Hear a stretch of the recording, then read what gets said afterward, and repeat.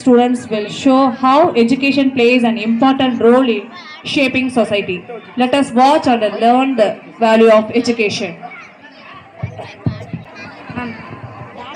கல்வி வாழ்க்கையை மாற்றி சிறப்பான எதிர்காலத்தை உருவாக்கும். கல்வி சமூகத்தை மாற்றி அமைக்கும்.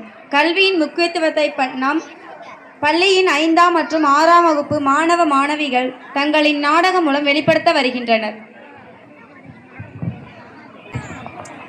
அறிவே மனிதனின் மிக பெரிய செல்வம் என்று சொல்வார்கள். பணம், பொருள் இவையெல்லாம் ஒரு நாள் அழிந்து விடலாம். ஆனால் கல்வி என்ற செல்வம் ஒருபோதும் அழியாது. ஒரு மனிதனை உயர்த்துவது அவன் பிறந்த இடம் அல்ல, அவன் பெற்ற கல்விதான். கல்வி மனிதனை இருளிலிருந்து வெளிச்சத்திற்கு அழைத்துச் செல்கிறது. அறிவில்லாத வாழ்க்கை திசை தெரியாத கப்பல் போலாகும். இந்த நாடகத்தில் கல்வியின் அவசியம், அதை புறக்கணிக்கும் போது ஏற்படும் விளைவுகள் மற்றும் கல்வி ஒருவரின் வாழ்க்கையை எப்படி மாற்றுகிறது என்பதை காண்போம். ஐயா ஹரி எழுந்திருப்பா, கோடையில முடிஞ்சு ஸ்கூல் எல்லாம் திறக்குறாங்க, ஸ்கூலுக்கு கிளம்புப்பா. என்னது ஸ்கூலா? நான் தான் படிக்க வேண்டிய காலத்துல படிக்காம இப்ப கஷ்டப்பட்டு இருக்க. நீ அது நல்லா படிக்கணும் தானப்பா சொல்ற. எழுந்திருச்சு கிளம்புப்பா. என்னாலலாம் ஸ்கூலுக்கு போக முடியாது, போங்கம்மா. இரு நாங்க மிஸ்ஸுக்கிட்டே சொல்றேன். என்னது மிஸ்ஸுக்கிட்டயா? அதெல்லாம் சொல்ல வேண்டாமா, நானே ஸ்கூலுக்கு போய் நல்லா படிக்கிறேம்மா. அந்த பயம் இருக்கட்டும். காட்சி 2. இடம் பள்ளி செல்லும் வழி. இடம்பெறுவோர் ஹரி மற்றும் அவனுடன் பயிலும் மாணவிகள்.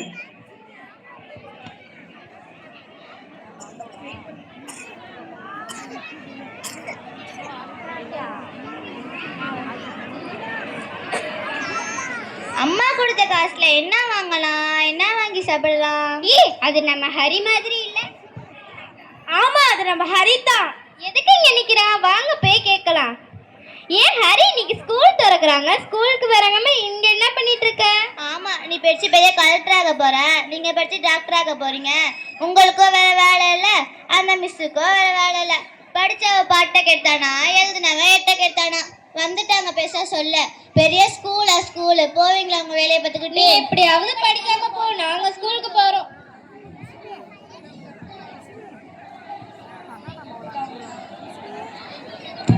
காட்சி 3.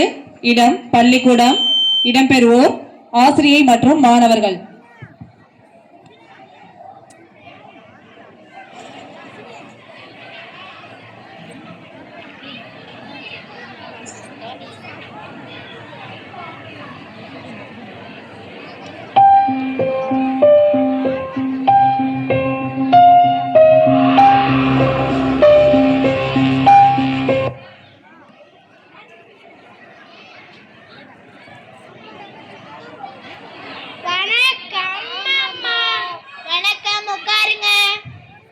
உங்களை எல்லாம் ரொம்ப நாள் கழிச்சு பார்க்கறதுல ரொம்ப சந்தோஷமா இருக்கு.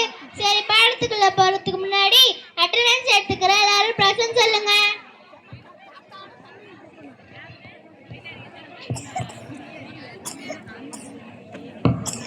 அப்துல் ஜலீல் உள்ளேனம்மா.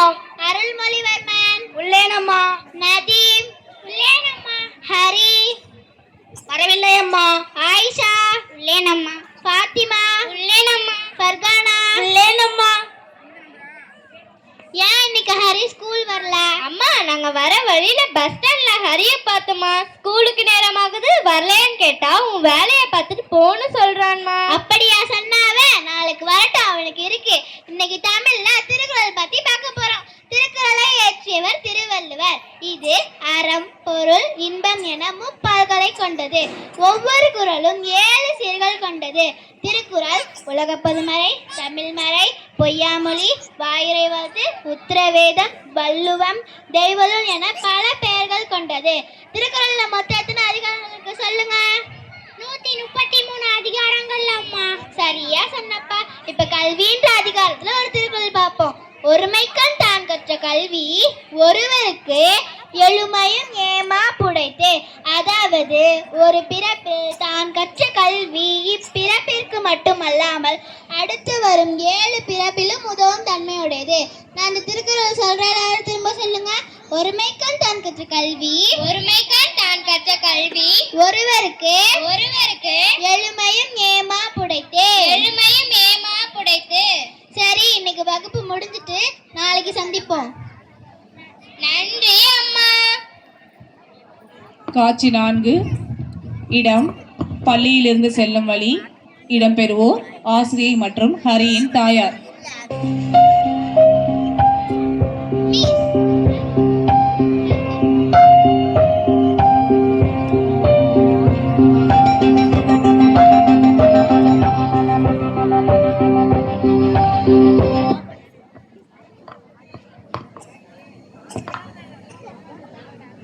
இவங்களை பார்க்க நம்ம ஹரியோட அம்மா மாதிரி இருக்கே. ஏங்க, நீங்க ஹரியோட அம்மா தானே? ஆமா, சொல்லுங்க, நீங்க யாரு? நான் ஹரியோட மிஸ் தான். இன்னைக்கு ஹரி ஸ்கூலுக்கு வரலையே. என்னது, ஹரி ஸ்கூலுக்கு வரலையா? காலைல கூட செலவுக்கு காசு வாங்கிட்டு போனானே. காசு கொடுத்தா மட்டும் போதாதுங்க. அவன் ஒழுங்கா பள்ளிக்கூடம் போறானா, ஒழுங்கா படிக்கிறானான்னு பார்க்கணும். வாழ்க்கைன்றது ஒரு கப்பல் மாதிரி. அதை கரை சேர்க்கறதுக்கு கல்வி கலங்கரை விளக்கம் மாதிரி நான் சொல்ல வேண்டியதை சொல்லிட்டேங்க. உங்க பையனை பள்ளிக்கூடத்துக்கு வந்து படிக்க சொல்லுங்க. நான் வரேங்க. சரிங்க.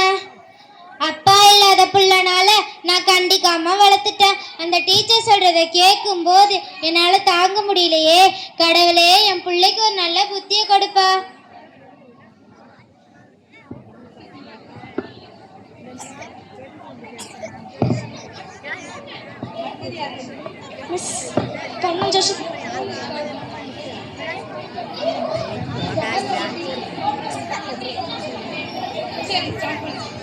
காட்சி 5.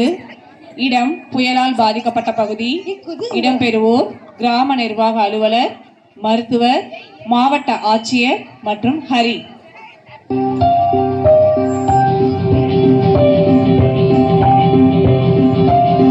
ஹலோ, நீங்க விவோ தானே பேசுறீங்க? ஆமா, நீங்க யாரு? நான் மாவட்ட கலெக்டர் பேசுறேன். வணக்கம், சொல்லுங்க மேடம். உங்க ஏரியால புயல்னால மரங்கள்லாம் விழுந்து கிடக்குதாமே, உடனே ஆளுங்களை கூப்பிட்டு ஸ்பாட்டுக்கு வந்துருங்க. நானும் வந்துடுறேன். சரிங்க மேடம், உடனே வந்துடுறேன். ஹரி ஹரி, சொல்லுங்க மேடம். வேலைக்கு ஆட்கள் தேவைப்படுது, நீங்க ஆட்களை கூட்டிட்டு வந்துருங்க. சரிங்க மேடம், நான் ஆளுங்களை கூட்டிட்டு வரேன். இடத்துல இருக்கிற மரத்தெல்லாம் வெட்டி ஓரமா போடுங்க. மேடம் வந்துட்டு இருக்காங்க, நான் போறேன். சரிங்க மேடம், நாங்க பாத்துக்கிறோம், நீங்க போங்க. இந்த பாலா போட புயல் வந்துச்சு. இப்படி எல்லாத்தையும் அழிச்சிட்டு போயிட்டு என்ன பண்றது? எல்லாம் நம்ம நேரம். சரி, நம்ம வேலையை.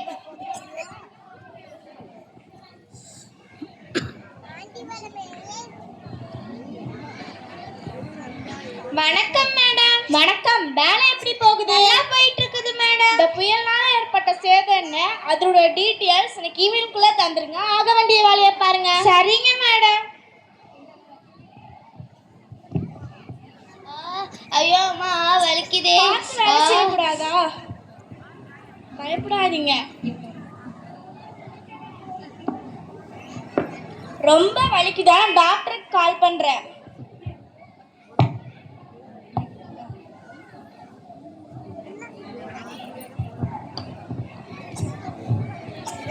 ஹலோ ஐஷா, எப்படி இருக்கீங்க? என்ன கலெக்டர்மா, அதிசயமா ஃபோன்லாம் பண்ணிருக்கீங்க? அது வந்து இங்கே ஒரு வேலை விஷயமா வந்தேன். இங்கே ஒருத்தருக்கு அடிபட்டுருச்சு, அதை பார்க்க நம்ம ஹரி மாதிரியே இருக்கு. நீங்கள் உடனே கிளம்பி வர முடியுமா? கலெக்டர் அம்மாவே சொல்லிட்டீங்க, உடனே நாங்கள் கிளம்பி வரேன்.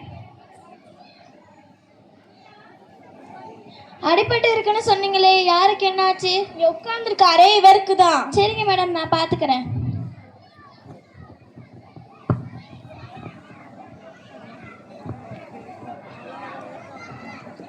ரொம்ப வலிக்குதா? கவலைப்படாதீங்க, சீக்கிரமா சரியாயிடும். உங்க பேர் என்ன? ஹரி. நீங்க ஆவூர்ல தானே படிச்சு? ஆமா.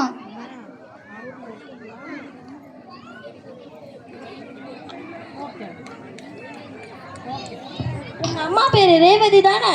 ஆமா. உங்களுக்கு எப்படி தெரியும்? சரி, கொஞ்ச நேரம் ரெஸ்ட்டுங்க, நான் போய் கலெக்டரை பார்த்துட்டு வந்து சொல்றேன்.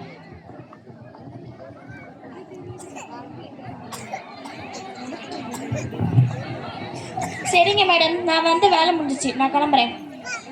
சொல்ல மறந்துட்டேன், நீங்கள் ஃபோனில் சொன்ன மாதிரி அங்கே உட்காந்துருக்காரே, அவர் வேறு யாரும் இல்லை, நம்ம கூட படித்த ஹரி தான். கேட்கவே ரொம்ப சந்தோஷமா இருக்கு, ஆனால் அவர் எந்த நாள் பார்க்க ரொம்ப கஷ்டமாக இருக்கு. சரி, வாங்க போய் பேசலாம்.